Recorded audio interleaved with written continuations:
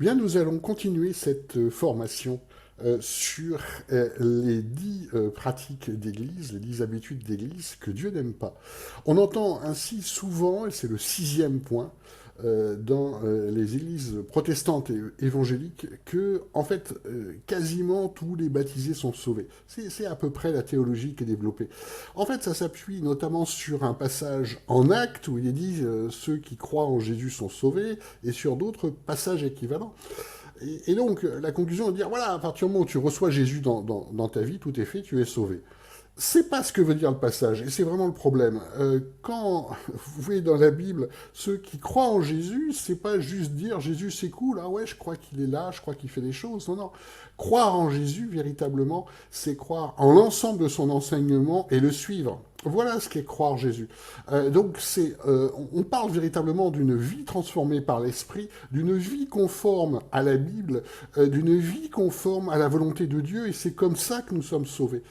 C'est en mourant à soi-même, c'est en faisant les œuvres que Dieu nous met, c'est en suivant véritablement ce qu'il nous fait, et c'est en se détachant du monde, tout en étant dans le monde, que nous sommes sauvés.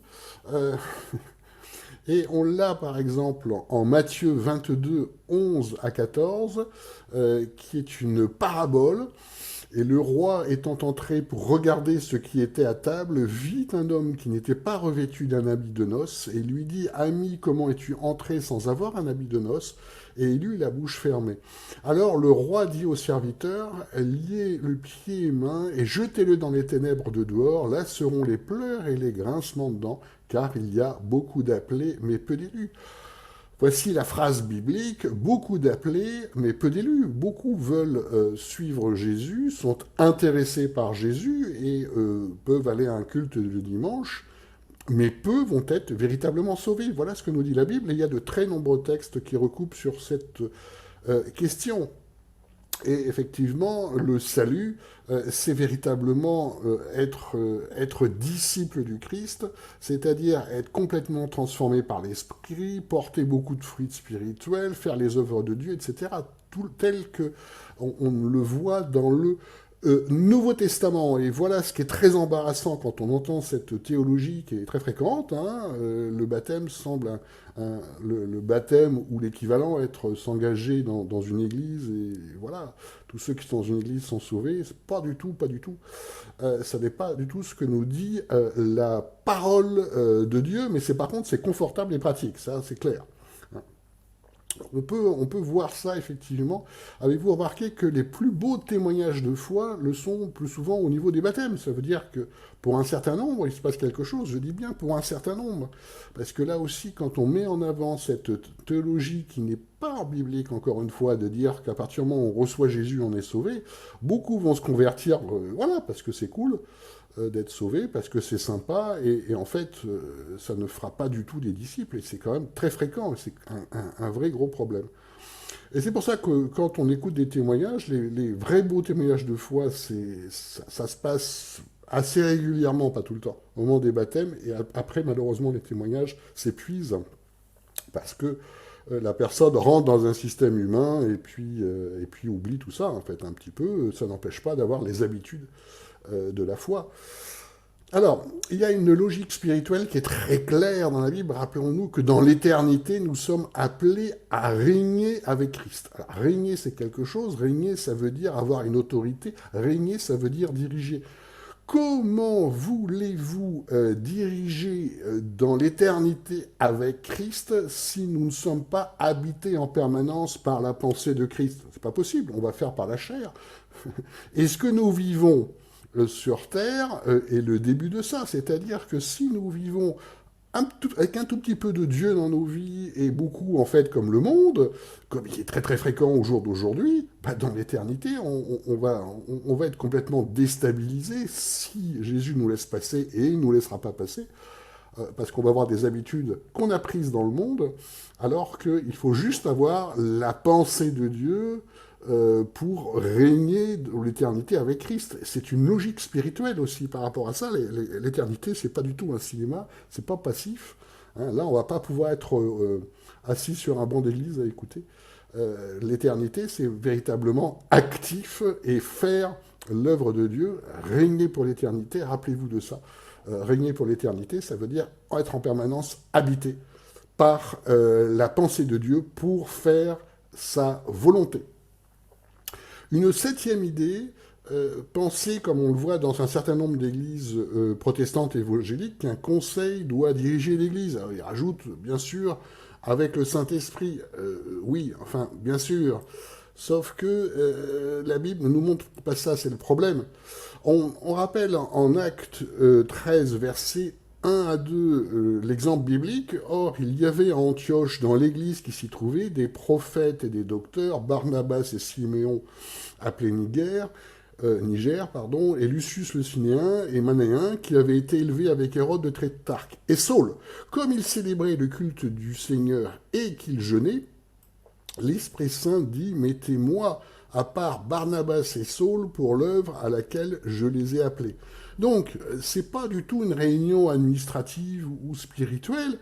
En fait, c'est une vie d'église normale où il y a des prophètes et des docteurs. Voilà ce dont on parle par rapport à ça, qui ont donc tout à fait l'habitude d'écouter Dieu et qui ont entendu le message de Dieu par le Saint-Esprit, bien sûr. Mettez-moi à part Barnabas et Saul pour l'œuvre à laquelle je les ai appelés. Ça n'a strictement rien à voir avec un conseil spirituel tel qu'on le voit dans nos églises, qui ressemble vraiment à un conseil d'administration. En fait, on régente les affaires, on détermine sur quel livre on va se focaliser ou pas. Alors, certains, soyons tout à fait clairs dans ces conseils, peuvent être conduits par l'esprit, je l'ai vu. Mais le problème, c'est que c'est un système purement humain, en fait. Et quand on met les personnes qui ont déjà des difficultés, c'est un combat de tous les jours d'être transformé par l'esprit dans un système humain. Ben on retrouve ces réflexes de système humain, bien sûr. Hein. C'est en fait le simple système d'un conseil d'administration, d'une association, enfin de toute type d'organisation. Voilà ce qui se passe. Et j'ai un témoignage autour de moi. J'avais un frère comme ça dont je sentais la foi et le Saint-Esprit. On s'était rencontrés. On avait beaucoup partagé. En fait, il était dans un conseil d'église. Il prêchait. Il était très actif. Et il a fini par démissionner du conseil d'église dans lequel il était, pour une raison très simple, c'est qu'il ne trouvait plus du tout Enfin, c'était un conseil d'hommes, en fait. Hein, il ne trouvait plus du tout l'œuvre de Dieu. Euh, il réfléchissait par la chair, comme ça se fait très, très, très couramment par rapport à ça. Hein. Ça n'empêche pas de proclamer le Saint-Esprit est avec nous, mais manifestement, ce n'était pas le cas. Et il est parti vraiment de ce conseil. C'était très compliqué parce qu'il ne trouvait pas d'église. Beaucoup sont sur le même modèle. Il voulait vraiment une église conduite par le Saint-Esprit. C'était extrêmement compliqué. Je le comprends très bien. Par rapport à ça, lui-même avait une vie de foi extraordinaire, on a vécu ensemble une guérison miraculeuse, enfin c'était vraiment, il avait une vie de foi et ce qu'il voyait était par la chair et lui posait des grosses difficultés, et encore une fois je le comprends tout à fait. Revoyons cette question de, entre guillemets, conseil dans la Bible en Acte 14, versets 21 à 23. Et après avoir annoncé l'évangile dans cette ville-là, et y avoir fait un assez grand nombre de disciples, ils retournèrent à Lystre, à Iconium et à Antioche, affermissant les âmes des disciples, les exhortant à persévérer dans la foi, et leur représentant que c'est par beaucoup d'afflictions qu'il nous faut entrer dans le royaume de Dieu. Ouais, c'est par beaucoup d'afflictions qu'il nous faut entrer dans le royaume de Dieu, encore une fois, beaucoup d'appelés, peu d'élus. Et ils leur choisirent des anciens dans chaque église, et après avoir prié et jeûné, les recommandèrent au Seigneur en qui ils avaient cru. Donc là, on voit l'œuvre des apôtres, qui effectivement nomment des anciens, mais nomment des anciens. Soyons tout à fait clairs, les apôtres suivent l'esprit, donc on savent exactement, on regarde au cœur comme Dieu, pas avec autant de précision, mais quand on suit l'esprit, quand on a un ministère de type apostolique, on sait exactement qui suit le Saint-Esprit et qui ne suit pas, et c'est sur la base qu'ils choisirent des anciens dans chaque église. Vous voyez, c'est ça le système, ça n'a rien à voir avec une élection humaine. où on vote sur celui qui nous semble être à la fois sympa, enfin, qui représente ce que nous on comprend. Enfin, ça n'a rien à voir avec ça. C'est véritablement une élection qui représente l'élection du Saint-Esprit, en fait, où le travailleur apostolique est un simple transmetteur de la volonté du Saint-Esprit, et c'est tout. Hein. Tous les autres systèmes qu'on voit en Église, bah, on tente un système qui n'est pas biblique et qui effectivement donne des résultats extrêmement aléatoires, évidemment, par rapport à ça. Et en fait, dans le Nouveau Testament, on voit que la direction de l'Église est bien entendu par le Saint-Esprit. Dans le premier exemple que je vous ai donné, c'est surtout par les prophètes et docteurs, et dans le deuxième exemple, par les apôtres. Donc en fait, on a affaire, dans les deux cas, à du ministère apostolique qui a l'habitude d'écouter les messages de Dieu et qui ne fait que les transmettre. Voilà le système. Voilà le système biblique pour la direction de l'Église par le Saint-Esprit, et certainement pas par un conseil humain organisé exactement en fait comme un conseil d'administration, parce que c'est comme ça que ça se passe, c'est une réalité charnelle de nos églises actuelles. La huitième habitude des églises que Dieu n'aime pas, c'est de dire à tout propos que Jésus dirige forcément l'Église. C'est le Jésus de la Bible dont on parle. Je vous rappelle ce que dit Jésus. Luc 14, 25, 26. Or, de grandes foules faisant route avec lui et se retournant, il leur dit, « Si quelqu'un vient à moi et ne hait pas son père et sa mère et sa femme et ses enfants et ses frères et ses sœurs et même de plus sa propre vie, il ne peut être mon disciple. » Qu'est-ce que nous dit Jésus dans ce passage-là ? Il nous dit très clairement que pour le suivre, il faut abandonner complètement notre vie terrestre, père, mère, femme, enfant, frère, sœur, et sa vie. Voilà ce qu'il nous dit très clairement.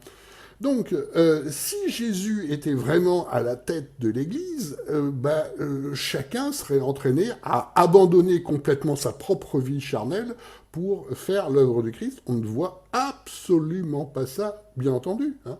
Si Jésus dirigeait vraiment l'Église, il y aurait des fruits spirituels tangibles et bibliques. Jésus encore, Matthieu 13, 23, « Et celui qui a reçu la semence dans la bonne terre, c'est celui qui entend et comprend la parole, qui par conséquent porte du fruit, et un grain en produit 100, l'autre 60, l'autre 30. » Ça veut bien dire que si l'Église est dirigée par Jésus, ceux qui la composent, qui sont la bonne terre, qui sont des disciples, c'est toujours la même image de Jésus et de ses disciples, vont en fait, par leur œuvre, par leur action, générer de 30 à 100 disciples. Voilà, on imagine que c'est sur toute une vie. Et quand vous voyez ça et vous voyez ce qui se passe en Église, ça n'a strictement rien à voir. Alors, c'est peut-être on peut dire c'est un idéal, d'accord, mais c'est un idéal dans lequel il faut énormément se rapprocher. Oui, nous ne sommes pas certainement aussi puissants spirituellement que les premiers disciples qui sont devenus des apôtres, mais nous devons nous rapprocher le plus possible de ce que nous demande Jésus, si c'est vraiment Jésus qui dirige l'Église. D'ailleurs, à force de dire partout « Jésus dirige l'Église », voilà ce que Jésus pense de l'Église moderne, actuelle, en Apocalypse 3, verset 14 à 16. On va parler de l'Église de Laodicée, et à peu près tous les biblistes vont nous expliquer que l'Église de Laodicée représente l'Église moderne actuelle, dans les temps de la fin. Donc voilà le texte. « Et à l'ange de l'Église qui est à Laodicée, écrit « Voilà ce qui dit l'Amen, le témoin fidèle et véritable, le principe de la création de Dieu. Je connais tes œuvres, que tu n'es ni froid ni bouillant, plût à Dieu que tu ne fusses froid ou bouillant. Ainsi, parce que tu es tiède et que tu n'es ni froid ni bouillant, je te vomirai de ma bouche. » Qu'est-ce que nous dit Jésus ? Nous dit, à partir du moment où tu n'es pas bouillant, tu n'as pas abandonné ta vie, tu n'as été pas complètement transformé par l'Esprit, tu n'as pas fait tous les disciples dont je t'ai parlé, tu n'as pas évangélisé, tu n'as pas fait des œuvres dont tu pourras parler au tribunal du Christ, tu ne m'intéresses pas, tu ne me sers à rien et je te vomis de ma bouche. Vous retrouvez exactement la même locution dans la parabole des cèpes et de la vigne. Hein, s'il n'y a pas de fruits, ben, tu ne peux être qu'à brûler par rapport à ça. Il ne faut pas s'imaginer qu'avec Jésus, ça se passe bien. Hein, ça se passe bien à partir du moment où on suit sa volonté. Hein. Et voilà pourquoi Dieu n'aime pas quand à chaque fois on entend oui, c'est Jésus qui dirige l'Église. Bah, si c'était des Jésus qui dirige l'Église, sa volonté serait clairement faite comme on le voit dans la Bible et non pas comme les hommes pensent. Ça, c'est autre chose. Les hommes pensent Jésus. Ça n'a rien à voir avec la façon dont est Jésus, le Jésus biblique.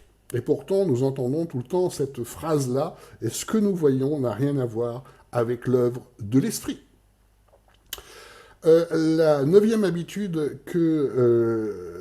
des églises que Dieu n'aime pas, on entend souvent dans beaucoup de milieux, pas dans tous, hein, mais dans beaucoup de milieux, que les Actes des Apôtres, bah, c'est un texte en fait qui est un peu daté. Oui, c'était à une époque, maintenant on n'a plus besoin de ça. Il y a toutes les variantes de ça. Oui, bah, on n'a plus besoin de prophètes, hein, puisqu'on a la Bible. Ah, bah, les guérisons, oui, bah non, on a la foi, on n'a pas besoin de voir des guérisons. Bah, les miracles, c'est pareil, on a la foi, on n'a plus besoin de voir les miracles, etc., etc., etc. L'évangélisation, bah non, pas vraiment, pas comme ça, pas comme dans la Bible. De toute façon, c'est déjà fait, blablabla, blablabla. 10 000 raisons pour lesquelles on n'applique pas les textes bibliques à l'Église. Et on peut en trouver hein, des raisons. Hein. Beaucoup sont spécialistes de ça. Alors, c'est quoi le phénomène là? En 2 Timothée 4, versets 3 à 4, car il viendra un temps où ils ne supporteront point la saine doctrine, mais ayant une démangeaison d'entendre des choses agréables, ils s'assembleront des docteurs selon leurs propres désirs, et ils fermeront l'oreille à la vérité et se tourneront vers des fables. Alors bien sûr que c'est confortable, et c'est ce qu'on fait de nos jours. On cherche une église qui ne nous embête pas avec le salut, qui ne nous embête pas avec l'évangélisation, qui ne nous embête pas avec les fruits de l'esprit, qui nous demande juste de nous asseoir, d'être là, d'être content, éventuellement une petite réunion d'études bibliques dans laquelle on doit écouter, ou même parfois un peu parler. Enfin voilà, et on recherche ça parce que c'est pratique et confortable, mais ça n'a rien à voir avec Dieu. Vous voyez que au jour d'aujourd'hui, on a remplacé la pensée de Dieu par des pensées bien humaines. En fait, qu'est-ce qu'on fait? On essaye de faire correspondre notre volonté, ce que nous voulons comme type de vie, surtout être le moins bousculé possible par rapport à notre confort, à la volonté de Dieu, et on dit ça colle. Donc les gens sont ravis. Hein. Il y a des églises, ce sont plus des assemblées en fait, hein, il faut être tout à fait clair, parce qu'une église a une définition biblique, on l'a vu en début de formation, qui sont pleines, hein, parce que les gens sont absolument ravis d'entendre que en fait leur vie, ça va être la même, mais avec un petit peu de Dieu, et ça se passe bien. C'est pas dit comme ça, mais malheureusement, c'est vécu comme ça. Je me souviens d'un pasteur que j'ai connu, et c'était très compliqué avec lui, parce que je l'ai vu en plein de chutes spirituelles. Bon, et malheureusement, je voyais bien il n'a pas pu récupérer tout ce qu'il avait perdu dans l'esprit, et il a continué comme ça, il continue sa carrière, hein, il y en a un certain nombre. Mais ça m'a intéressé de voir un de ses blogs où il partageait le témoignage qu'il avait quand il s'était converti il y a 15 ans, et c'est un vrai témoignage de foi, hein, comme on trouve dans les baptêmes, c'était vraiment un signe. Et ce qu'il mettait dans son blog, c'est qu'en fait, il était convaincu qu'il avait un signe pour se convertir, qu'on n'a plus besoin de signe dans la vie.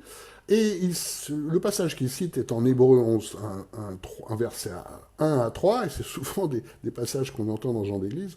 Or, la foi est une assurance de choses qu'on espère, une démonstration de faits qu'on ne voit pas. Donc, vous voyez, il n'y a plus besoin de ces signes, de tout ça. En fait, il n'y a plus besoin de tout ce qu'on voit vraiment dans les actes des apôtres. Maintenant, il y a la raison, il y a tout ça, il y a le monde moderne. Enfin bon, c'est n'importe quoi par rapport à la Bible, mais c'est très, très, très, très, très fréquent. Et dans ce blog, il était surpris parce qu'il lisait un livre de quelqu'un qui écoute Dieu, qui a des relations avec Dieu, des relations concrètes. qui a des signes en permanence, et il se dit, mais comment c'est possible? Ben, parce que c'est biblique, hein, tout simplement, parce que c'est ça, être transformé par l'esprit. C'est abandonner tous les raisonnements qui sont très dangereux, hein, qui sont des raisonnements, ce qu'on appelle des faux raisonnements qui s'élèvent contre la hauteur et la volonté de Dieu par rapport à ça. Et d'où ce 9e passage, essayer de nous expliquer que, en fait, les textes bibliques doivent pas être compris comme ils doivent être, comme il l'explique, mais bon, voilà, c'est plus vraiment ça, c'est une autre période. J'ai même entendu dire que le Saint-Esprit souffle beaucoup moins, que, voilà, bah, Dieu est fatigué, bien sûr, c'est cohérent tout ça. Alors, c'est tout à fait vrai qu'au bout d'un certain moment, quand Dieu voit ça, il finit par ne plus parler. Ça arrive, c'est dans la Bible. Hein. On a des périodes de silence dans la Bible, encore une fois, par exemple avec les pharisiens et d'autres. Hein. Ça peut tout à fait arriver, mais Dieu est le même hier, aujourd'hui et demain. Ce qui veut dire que ce que vous voyez dans la Bible et le Nouveau Testament peut tout à fait s'appliquer, évidemment, au jour d'aujourd'hui, d'autant plus que quand on voit les fortes progressions des églises des actes, c'est vécu dans certains pays. Hein. On voit, il y a beaucoup de monde qui s'additionne. Alors, c'est pas forcément une bonne chose, encore une fois, le nombre. Ça peut être... c'est pas forcément révélateur, encore faut-il que ce soit des vrais disciples, parce que c'est ça le critère. Mais on a un certain nombre d'églises, par exemple, dans la croissance des églises de maison en Chine, puisqu'on est dans un mouvement d'églises de maison, nous, ce sont des chiffres très spectaculaires. Au jour d'aujourd'hui, par exemple, il y a 100 millions de disciples dans les églises de maisons clandestines, et on estime que dans les prochaines années, il y en aura 300 millions. C'est-à-dire beaucoup, beaucoup plus que de chrétiens affichés en Europe. À Hong Kong, il y a eu des progressions tout à fait spectaculaires, pareil, d'églises de maison, des disciples qui ont fait des disciples, avec des chiffres qu'on retrouve en fait dans les actes des apôtres. Donc les actes, c'est pas les actes des apôtres qui sont dépassés, plus adaptés, plus besoin, on n'a plus besoin de l'esprit, on n'a plus besoin des prophètes, on n'a plus besoin de tout ça. C'est juste nous qui sommes dans la chair et qui essayons d'adapter la Bible à une autre façon de faire. Et la Bible nous prévient de ça. Ils s'assembleront des docteurs selon leurs propres désirs. Bien sûr que c'est comme ça que ça se passe au jour d'aujourd'hui. Si vous voulez beaucoup de monde, dites ce qui leur fait plaisir et puis vous aurez beaucoup de monde. Il n'y a aucun problème par rapport à ça. Par contre, est-ce que l'objectif, c'est que nous ayons beaucoup de monde? Ça, on va le voir dans le prochain passage. Pour revenir sur ce fameux Hébreux 11, verset 1 à 3, « Or, la foi est une assurance de choses qu'on espère, une démonstration de faits qu'on ne voit pas. » Ça continue, en fait, dans notre passage, et ça ne nous parle pas de ça, en fait. Ça ne nous dit pas qu'il y a une absence de signe, ça nous dit « Car c'est parce qu'il l'a possédé que les anciens ont obtenu un témoignage. Par la foi, nous reconnaissons que l'univers a été fait par la parole de Dieu, afin que ce qui se voit n'eût pas été de fait de choses qui paraissent. » Donc ça veut pas dire qu'il n'y a pas de signe. D'autant plus qu'on continue. En Hébreux 11, 29 à 30, ça continue sur le même sujet. Par la foi, ils traversèrent la mer Rouge comme une terre sèche. Oui, le signe était là, hein, quand même. Hein. Par la foi, oui, ils ont traversé, mais ils ont vu le signe hein, aussi. Que ce que les Égyptiens ayant tenté, ils furent engloutis, ça aussi, ils l'ont vu. Ouais, c'est aussi encore un signe. Par la foi, les murailles de Jéricho tombèrent. Ils l'ont vu, le signe. Même si, par la foi, effectivement, ils ont fait ce que Dieu leur a demandé de tourner avec les trompettes après qu'on eut fait le tour pendant 7 jours. Donc, bien entendu que les signes de Dieu sont équivalents au jour d'aujourd'hui à ce que nous voyons dans les actes des apôtres, par exemple.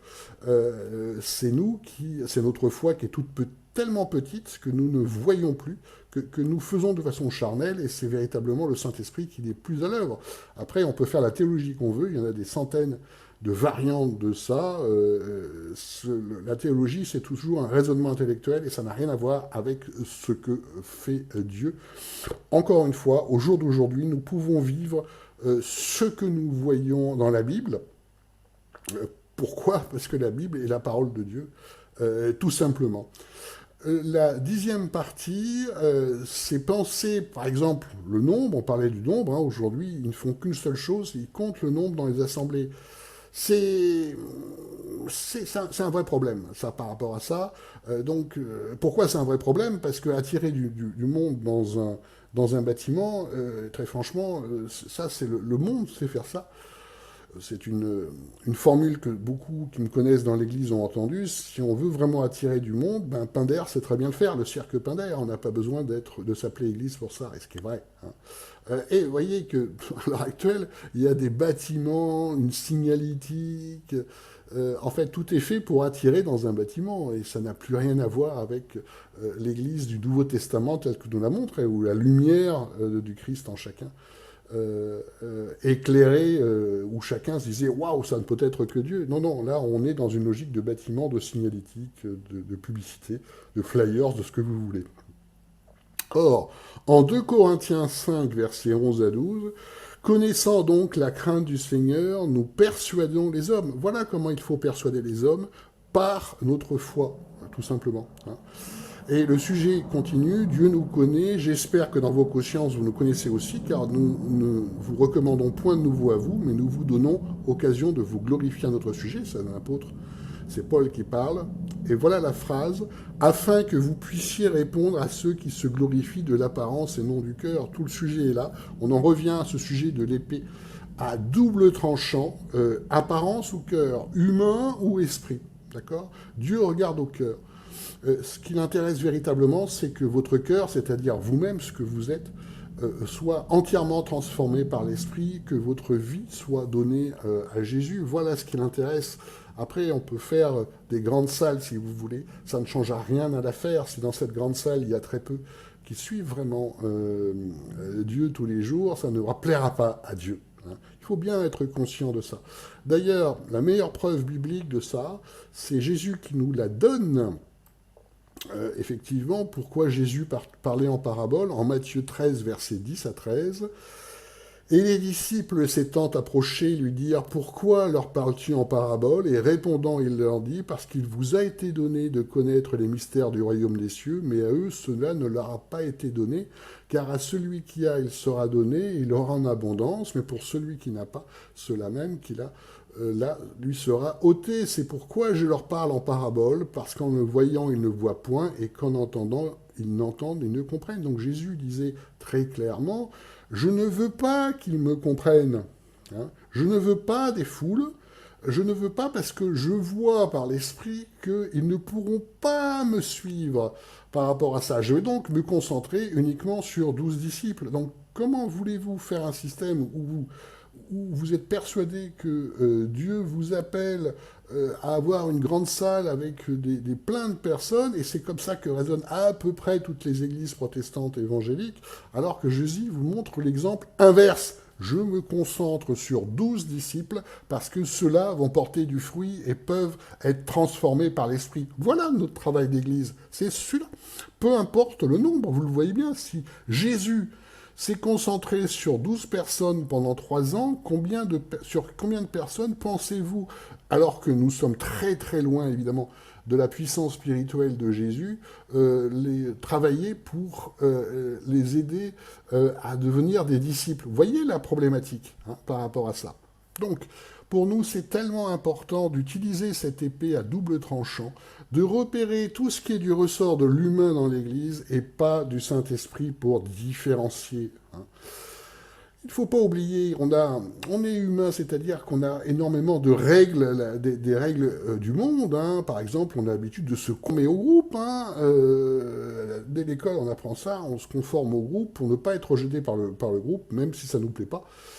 Et ça, c'est pas vraiment de l'obéissance qui est décrite dans la Bible. L'obéissance qui est décrite dans la Bible, l'obéissance aux conducteurs, c'est à condition que les conducteurs soient portés par le Saint-Esprit. L'obéissance par la chair, c'est une autre affaire, ça c'est le monde. Et nous ne faisons pas ça.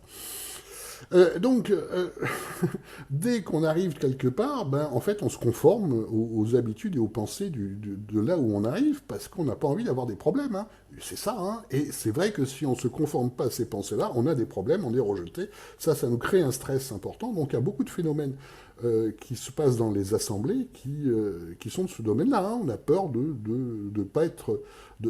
que les autres s'aperçoivent qu'on n'est pas tout à fait d'accord avec ça, donc on se fait tout pour être d'accord tout le temps, pour pas avoir de problème. Voilà, ça c'est humain. Autre chose, les émotions de foule. Les émotions de foule dans un concert, par exemple, vous avez plein d'émotions. Hein. Moi j'ai fait un concert il y a quelques années avec mes fils, Et j'étais frappé par ça. On ressent plein de choses aussi. Hein. Et c'était marrant parce que le musicien, le chanteur, il avait en fait un comportement christique.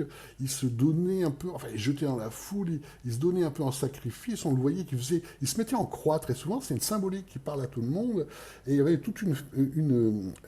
un moment où il allait embrasser tout le monde dans la foule. C'était un grand moment d'effusion, etc. Alors ça, on le vit, hein, mais il suffit d'être plusieurs et de vivre quelque chose. Et si ce que nous vivons dans les assemblées, c'est exactement la même chose que ce qu'on peut vivre dans un concert, ça veut dire que nous sommes comme les athées. Hein, il faut être très clair par rapport à ça. On peut ressentir plein de choses qui n'ont rien à voir avec le Saint-Esprit. Et très malheureusement, nous pouvons avoir plein de sensations, une expérience, comme on dit de nos jours, qui n'a en fait strictement rien à voir avec le Saint-Esprit, que nous interprétons comme étant le Saint-Esprit, pour se conformer à la culture du groupe. Ainsi, en Romains 12, versets 1 à 2, je vous rappelle ce passage, je vous exhorte donc, frères, par les compassions de Dieu, à offrir vos corps en sacrifice vivant, saint, agréable en Dieu, ce qui est votre culte raisonnable. Et là, la deuxième partie est vraiment parlante pour nous. Ne vous conformez pas au siècle présent, mais soyez transformés par le renouvellement de l'entendement, afin que vous discerniez quelle est la volonté de Dieu, ce qui est bon et agréable et parfait. Encore une fois, nous ne devons pas nous conformer au siècle présent, c'est-à-dire nous méfier de tout ce qui vient du monde. Hein, c'est vraiment tout l'objet de cette formation. Mais on doit être renouvelé par le renouvellement de l'intelligence pour en fait voir comme Dieu. C'est un peu ça le principe, afin de discerner quelle est la volonté de Dieu, ce qui est bon, agréable et parfait. Voir avec les yeux de Dieu, si vous voulez l'expression exacte. Et il y a d'autres formations là-dessus, notamment notre formation être conduit par l'Esprit. La conclusion, c'est que nous devons bien entendu rechercher passionnément à construire l'Église de Dieu. Et pour ça, on doit discerner les innombrables églises d'hommes ou tout ce qui est fait, tout ce qui est humain dans les églises, c'est-à-dire beaucoup de choses, et parfois beaucoup. Alors bien sûr, ça plaît aux hommes, c'est logique, c'est des pensées qui plaisent, mais ça déplaît à Dieu. Et voilà la difficulté, voilà ce qui m'a inspiré pour faire cette formation. Et nous, par exemple, dans notre église, on s'appelle église de disciples parce qu'en fait, on est organisé comme les premiers chrétiens, des églises de maison, des réunions fréquentes, des partages, chacun agit, on vit la prophétie, on vit les guérisons, on vit les miracles, on vit l'évangélisation, on vit tout ce qu'on voit dans la Bible. Ça, encore une fois, on cherche véritablement en permanence la volonté de Dieu et ce que le Saint-Esprit a à nous dire. On vit aussi les visions, les rêves, on vit tout ça. Ainsi, nous devons rejeter tout ce qui est de main d'homme dans l'Église, hein, véritablement. Hein. Vous voyez le danger par rapport à ça. On le rappelle qu'en 2 Corinthiens 5.1, il est dit « Car nous savons que si notre demeure terrestre dans cette tente est détruite, nous avons dans le ciel un édifice qui vient de Dieu, une maison éternelle qui n'a point été faite par la main des hommes. » Vous voyez, ce que nous cherchons à atteindre véritablement, ce qui n'a pas été fait par la main des hommes, et on parle aussi des églises. Hein. Une église qui est faite d'hommes, elle est tout le temps faite d'hommes, mais faite par la main des hommes, construite par la main des hommes et par la chair, ne donnera rien par rapport à Dieu. Hein. Après, elle peut perdurer, le problème n'est pas là. Dans la Bible, on a l'église d'Éphèse, hein, qui est tombée en fait assez rapidement, qui est tombée une génération après. Pourquoi ? Parce que Jésus nous le dit en Apocalypse 2, versets 4 à 7, « Mais j'ai contre toi que tu as abandonné ton premier amour. Souviens-toi donc de tu es déchu et repens-toi et fais tes premières œuvres. Sinon je viens à toi et j'ôterai ton chandelier de sa place et tu ne te repens. Cependant tu as ceci, c'est que tu es les œuvres de Nicolaïtes, lesquelles je hais moi aussi, que celui qui a des oreilles écoute ce que l'Esprit dit aux églises. À celui qui vaincra, je lui donnerai à manger de l'arbre de vie qui est dans le paradis de Dieu. » Plusieurs enseignements très puissants dans ce passage. Le premier, c'est que l'église d'Éphèse, la plus belle église, est très rapidement tombée, en fait, quasiment en une génération. On le voit. Pourquoi? Parce qu'il y a la secte nicolaïte qui avait comme particularité de tout faire par la chair en expliquant que si l'Église se conforme au monde, elle évangélisera le plus rapidement. C'est vicieux, hein, mais ça a très bien pris. Par rapport à ça, les nicolaïtes avaient notamment une sexualité très ouverte et dans plein de domaines, en fait, ils cherchaient à convaincre qu'il fallait fusionner avec le monde. Et malheureusement, on le voit dans beaucoup d'églises. Alors, la sexualité, c'est caricatural, mais sur tous les autres sujets, on le voit, cette fusion par rapport au système du monde. Et ça, c'est véritablement ce qui tue l'Église, ce pourquoi Jésus reprend énormément cette Église, hein, en disant « je les hais, je les hais hein, ». Que celui qui a des oreilles écoute ce que l'Esprit dit aux Églises. Et on voit que on parle d'une communauté, d'une église à la base, et il est dit après, à celui qui vaincra. Ça veut bien dire que dans cette communauté, très peu, encore une fois, très peu, vont réussir à revenir vers Dieu, à être transformés par l'Esprit, et atteindre la vie éternelle. On relit la phrase, à celui qui vaincra, je lui donnerai à manger de l'arbre de vie qui est dans le paradis de Dieu. Donc l'objectif de cette formation, c'est que chacun puisse se rendre compte de ce qui se passe par rapport à ça. Après, si ça se passe comme ça dans une église, ça se passe comme ça. Vous n'arriverez pas à la faire changer, ça c'est clair, mais c'est très important de comprendre ce qui se passe, de discerner, d'utiliser cette épée à tout moment, l'épée qui discerne l'âme de l'esprit, pour que chacun puisse se rendre compte et à un moment donné se dire comment moi je fais pour suivre Dieu. Après, je n'ai pas de conseils pratiques par rapport à ça, c'est une réalité. Et nous en avons dans des témoignages dans l'Église tout le temps, de personnes qui se disent bah, « j'étais très déçu par ce que j'ai vu, je comprends ». Mais encore une fois, suivre Dieu, c'est renoncer, c'est beaucoup de renoncement, c'est mourir à soi-même par rapport à ça. Et il est très important de se garder, effectivement, des raisonnements qui viennent des hommes et qui ne plaisent pas à Dieu, qui est l'objet de leur formation, de cette formation. Je vous souhaite véritablement de voir avec les yeux de Dieu, d'appliquer le filtre de la parole de Dieu à tout ce que vous voyez, de vous plonger avec délice dans la parole de Dieu, d'être véritablement transformé par l'Esprit pour finalement faire les œuvres de Dieu, les œuvres que Dieu vous a préparées et pouvoir après avoir un moment glorieux dans le tribunal de Christ pour pouvoir atteindre le salut. Je vous remercie, bonne semaine en Christ. Si vous avez apprécié cette vidéo, vous pouvez mettre un pouce bleu et vous pouvez également vous abonner pour les autres vidéos. Au revoir.